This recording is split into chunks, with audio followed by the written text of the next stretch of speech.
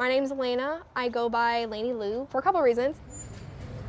My dad always called me Lainey Lou growing up. And as I was learning music, as I was kind of establishing my identity and understanding that music is probably going to be a pretty significant part of my life, I would come home from my piano lessons and that was my name. Dad would call me Lainey Lou. The other reason is, who wants to go to a show where Alaina Bechard is singing? That doesn't really roll off the tongue, you know? Like, I'm going to a Lainey Lou show, come on. It's a little different. But you'll lead you straight to the grave. I'm a Wisconsin girl. I'm from central Wisconsin, Nekoosa. It's a town of like 2,100 people. I first got into music the same way we all do. I mean, dancing around the kitchen, singing songs at school. Music is just that's just part of life for so many people. So I didn't really think it was anything special. It's just a normal part of life until I got to my first piano lesson. I was 5 years old and I loved piano and was super involved in music in school, and I went to Peck School of the Arts at UW-Milwaukee. I got a bachelor's in music, just general music. I studied primarily voice, but I also played guitar there, I played piano there. Honey, you're my pull tab princess, the nicest thing I've seen. Pull tab princess, give me your hand. I think one of the hardest questions for a musician to answer is, how would you describe your sound?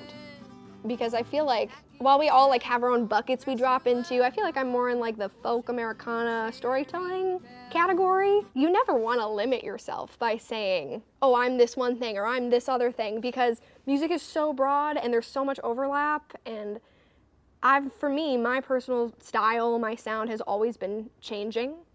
As I change as a person, it definitely changes with me.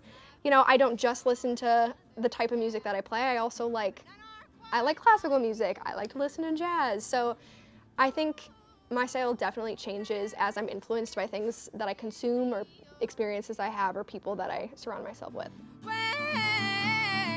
chips are down, you're my lucky seven.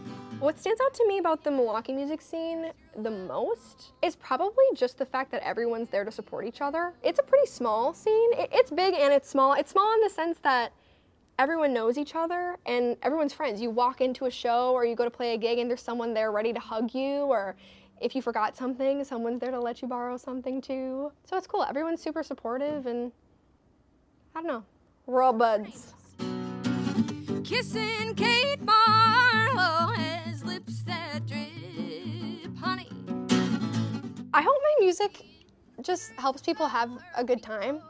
I guess my goal isn't necessarily to make anyone feel a certain way or be inspired or make any earth-shattering revelations, but sometimes people just have a hard day at work and they just want to go listen to some live music and have a drink and hear a cool story, and I don't know, maybe feel like they're not alone when they hear some music or when they're with that Milwaukee music scene.